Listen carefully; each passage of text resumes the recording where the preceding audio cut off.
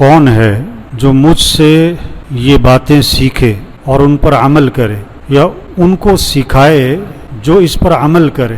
اللہ کے نبی نے کیا فرمایا؟ کون ہے جو مجھ سے یہ باتیں سیکھے اور اس پر عمل کرے یا ان کو سکھائے جو اس پر عمل کریں.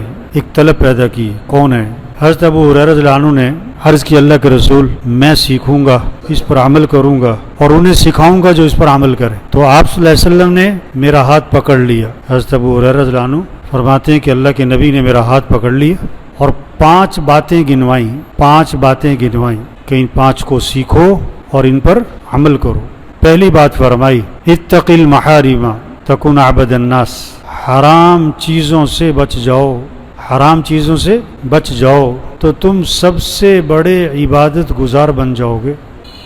ہاں، آج ہمارے ذہنوں میں سب سے بڑا عبادت گزار کون ہے؟ بہت تہجد، بہت صلاۃ التسبیح، بہت اشراق، بہت قرآن کے ختم، بہت روزے، بہت تراویح، بہت اور آپ نے کیا فرمایا؟ سب سے بڑا عبادت گزار کون ہے؟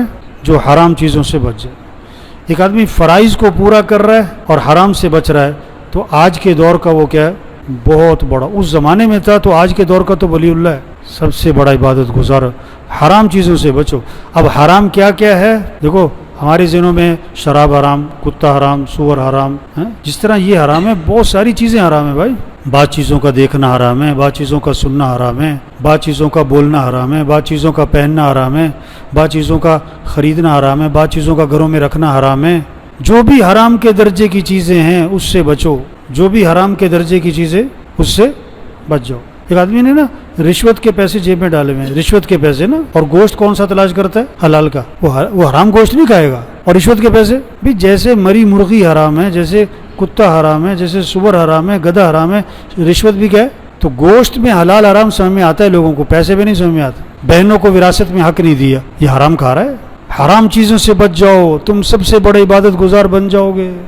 دوسری بات فرمائی وَرْضَ بِمَا قَسَمَ اللَّهُ لَكَ تَكُنْ أَغْنَى النَّاسِ، اللہ کی تقسیم پر راضی رہو، اللہ کی تقسیم پر راضی ہو جاؤ تو تم سب سے بڑے غنی بن جاؤ گے. اللہ کی تقسیم پر بھی اللہ کی تقسیم ہے، نہ کسی کو گورا بنائے کسی کو کالا بنائے، کسی کا قد لمبا ہے کسی کا قد چھوٹا ہے، کسی کی ناک بڑی ہے کسی کی چھوٹی ہے، کسی کی لمبی ہے، کسی کو اللہ نے بہت خوبصورت بنایا، کسی کو بہت سادہ شکل بنایا، کسی کو مالدار بنایا، کسی کو غریب بنایا، کوئی جھونپڑے والے کے گھر پیدا ہو گیا، کوئی مال والے کے گھر پیدا ہو گیا، کوئی ساری زندگی سائیکل پہ رہتا ہے، کوئی ساری زندگی گاڑی سے نہیں اترتا ہے، کوئی جہاز سے نہیں اترتا ہے. یہ تو اللہ کی تقسیم ہے. کوئی روز ہسپتال اور ڈاکٹر، اور کوئی ماشاءاللہ کوئی کبھی ہسپتال جاتے ہی نہیں، کسی کا روز ہی بچہ بیمار، کوئی اللہ کی تقسیم ہے. اب کسی کا بچہ معذور ہے، اب اس میں آدمی کیا کر سکتے؟ یہ اللہ کی طرف سے. اللہ کی تقسیم پر راضی رہو. کوئی ایک دن میں لاکھ روپے کما لیتا ہے، کوئی پورے سال بھی نہیں کما پاتا ہے. کسی کو مزدور بنایا ہوا ہے، کوئی کسی کو ملک کا مالک بنایا ہوا ہے، کسی کو ملک کا چوکیدار بنایا ہوا ہے. اللہ کی تقسیم پہ راضی رہو تو تم سب سے بڑے غنی بن جاؤ. اللہ پر اعتراض نہ کرو، اللہ سے شکوہ نہ کرو.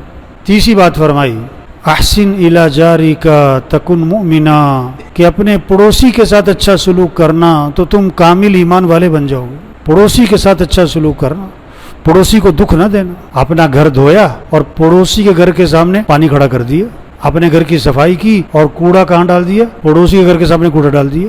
نہیں، پڑوسی کو دکھ نہ دینا. رات کے 2 بجے آئے واپس اور جناب گاڑی ہے، موٹر سائیکل ہے، اس کا ہارن پہ ہارن دے رہا ہے. اس کے گھر والے تو اٹھے نہیں، سارے پڑوسی اٹھ کے بیٹھ گئے. پڑوسی کو دکھ نہ دینا. آپ صلی اللہ علیہ وسلم نے فرمایا کہ جبریل علیہ السلام بار بار پڑوسی کے بارے میں آ کے نصیحت کرتے رہے، اس کے حقوق بیان کرتے رہے. مجھے یہ اندیشہ ہوا کہ شاید وراثت میں بھی اس کا حق رکھ دیا جائے گا.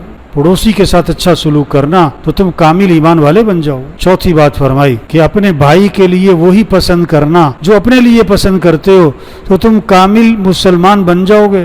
ہاں، اپنے بھائی کے لیے آپ نہیں چاہتے کہ آپ کے گاڑی کے سامنے کوئی گاڑی لگا کے چلا جائے، آپ بھی کسی گاڑی کے سامنے گاڑی مت لگاؤ. آپ نہیں چاہتے کہ آپ جا رہے ہو گاڑی میں پیچھے سے کوئی ہارن پہ ہارن ماری جائے، آپ بھی نہ کسی کو ہارن پہ ہارن مارو. آپ نہیں چاہتے کہ آپ کو کوئی برے نام سے پکارے، آپ بھی کسی کو برے نام سے نہ پکارو.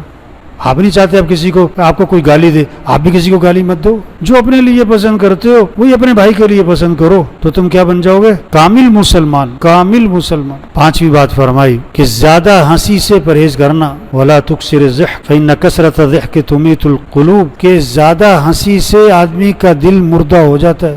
زیادہ ہنسی سے بچنا، کیونکہ زیادہ ہنسنے سے دل کیا ہو جاتا ہے؟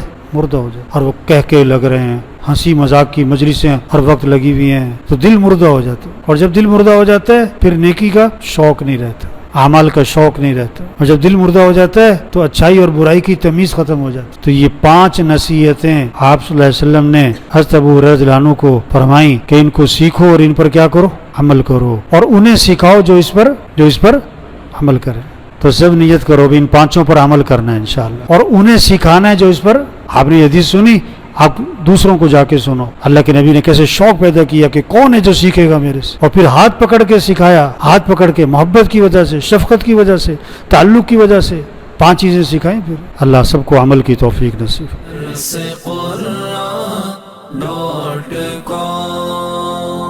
www.darsequran.com